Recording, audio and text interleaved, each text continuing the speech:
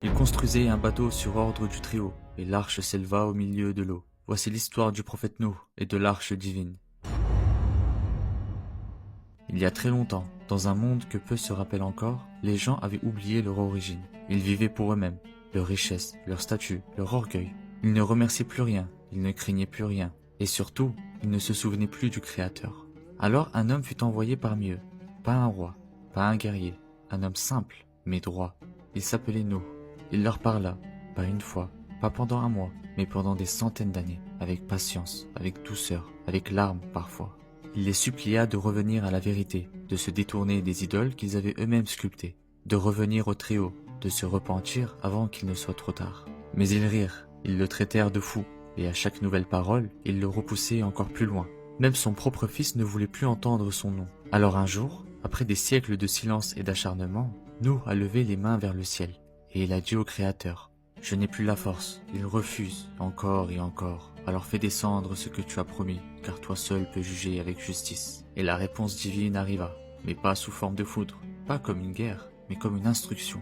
Construis une arche. Nouh s'est mis au travail. Il a choisi du bois, il a mesuré, scié, cloué. Il construisait un navire en plein désert. Les gens passaient, le regardaient et se moquaient encore. « Oh Nouh, tu as prêché pendant des siècles, rien ne s'est passé, et maintenant tu construis un bateau sans mer ?»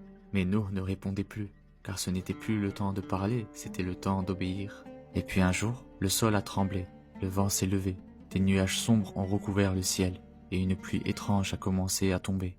Pas une pluie qui arrose, une pluie qui efface. Elle tombait du ciel et sortait aussi de la terre. L'eau jaillissait de partout, elle montait, montait, et les rires ont laissé place aux cris. « Nouh, ouvre-nous, pardonne-nous !» Mais le moment était passé, le navire était fermé, le décret était en marche. Ceux qui s'étaient moqués ne cherchaient pas le pardon, ils voulaient fuir la peur, pas revenir à la vérité.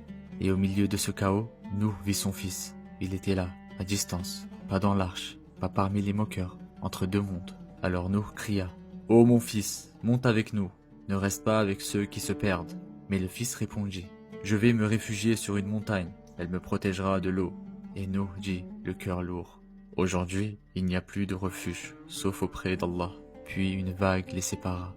Le monde entier fut recouvert, les montagnes disparurent sous les vagues, les palais, les statues, les puissants, tout fut balayé.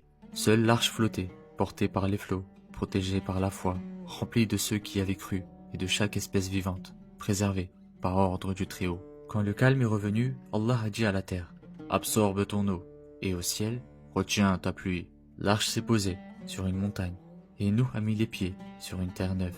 Il n'a pas crié victoire, il a pleuré, car il